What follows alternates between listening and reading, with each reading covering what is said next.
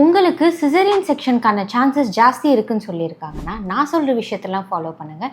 Normal டெலிவரியான persons மாதிரி உங்களோட ரெக்கவரியும் குவிக்காக இருக்கும். 1. ப்ரெக்னென்சி டைமில் முடிஞ்ச வரைக்கும் உங்களை நீங்களே ஆக்டிவாக வச்சுக்கோங்க. 2. சிசேரியனான 24 to 48 ஹவர்ஸ்க்குள்ளே உங்களுக்கு எந்த காம்ப்ளிகேஷன்ஸும் வரலை அப்படின்னா பெட்லேயே ஹீல் ஸ்லைட் பண்ணுறது, லெக் ஸ்ட்ரெச்சஸ் பண்ணுறது, லோவர் பாடியை மைல்டாக ட்விஸ்ட் பண்ணுறது அண்ட் ஆல்சோ முடிஞ்ச வரைக்கும் ஸ்லோவாக நடக்கிறது, இந்த மாதிரியான ஆக்டிவிட்டீஸ்லாம் பண்ணுங்கள். இது உங்கள் லோவர் பாடியில் இருக்க பிளட் சர்க்குலேஷனை நல்லா இம்ப்ரூவ் பண்ணும் அண்ட் ஆல்சோ உங்களோட ஸ்டிச்சஸ் ஃபாஸ்ட்டாக ஹீல் ஆகிறதுக்கு ஹெல்ப் பண்ணும். ஃபர்ஸ்ட் to 6 வீக்ஸ்க்குள்ளே முடிஞ்ச அளவுக்கு நல்லா ரெஸ்ட்டும் எடுங்க. அதே மாதிரி ஜென்டலாக மூவ்மெண்ட்டும் கொடுங்க. 6 to 12 வீக்ஸில் மைல்டான வாக்கிங் அண்ட் யோகாலாம் நீங்கள் ஸ்டார்ட் பண்ணலாம். ஸ்ட்ரெச்சஸும் பண்ணலாம். இன்டென்ஸான கோர் ஸ்ட்ரென்தனிங் எக்ஸசைஸ்லாம் பண்ணணும்னா 10 வீக்ஸ்க்கு அப்புறம் உங்கள் டாக்டர் கிளியரன்ஸோட ஸ்டார்ட் பண்ணுங்கள்.